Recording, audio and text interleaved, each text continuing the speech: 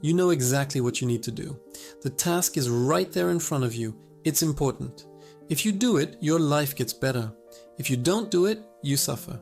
Logically, the choice is obvious, but you are frozen. You are staring at the screen and your brain is screaming, no. You feel a physical resistance in your chest.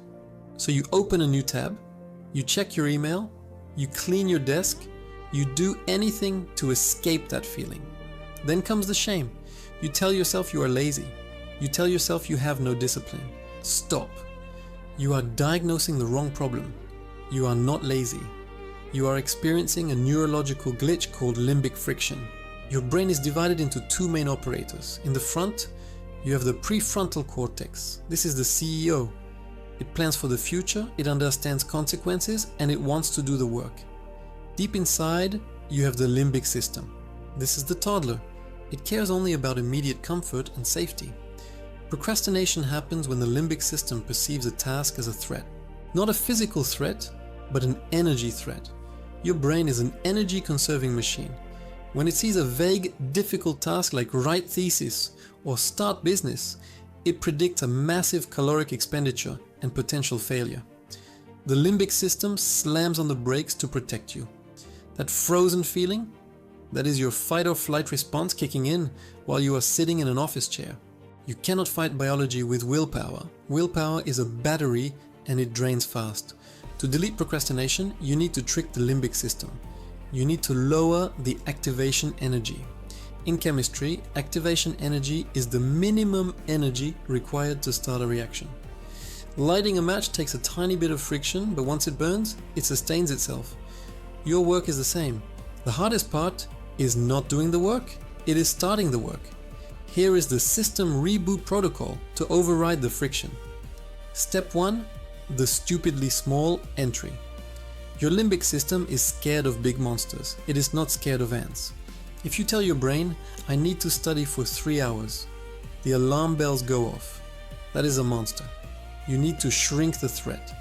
Do not set a goal to study. Set a goal to open the textbook to page 50. That's it. Do not set a goal to go to the gym. Set a goal to put on my left shoe. This sounds ridiculous, and that is the point. It is so small that your limbic system cannot justify a fight or flight response. It lets you pass. Once you have opened the book or put on the shoe, the friction drops by 90%. You have tricked the gatekeeper, you are now inside the castle. Step 2. The 5-second launch code. Psychologists have found there is a window of hesitation. It lasts about 5 seconds. You have a thought, I should send that email. If you do not physically move within 5 seconds, your brain initiates the excuse generation process. I'll do it later. I need coffee first. It's not that urgent. You must kill the hesitation before the excuses load. Use the countdown. When you catch yourself freezing, count backwards. 5, 4, 3, 2, 1, go. On go, you must physically move. Stand up. Type the first letter. Pick up the phone. Counting backwards interrupts the limbic system's pattern.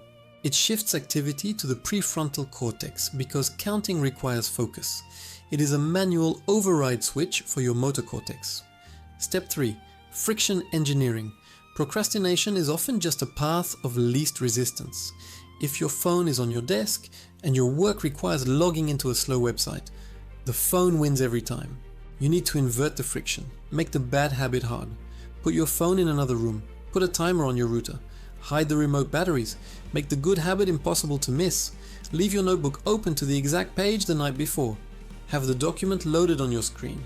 You want to design your environment so that not doing the work is actually more annoying than doing it.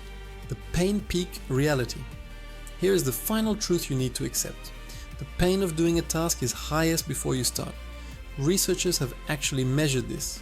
The neurosignals for pain light up when people anticipate math problems, but once they actually start doing the math, the pain centers deactivate. The suffering is not in the work. The suffering is in the waiting.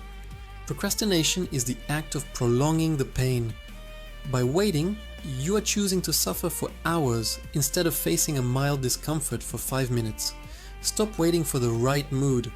The mood does not produce the action. The action produces the mood.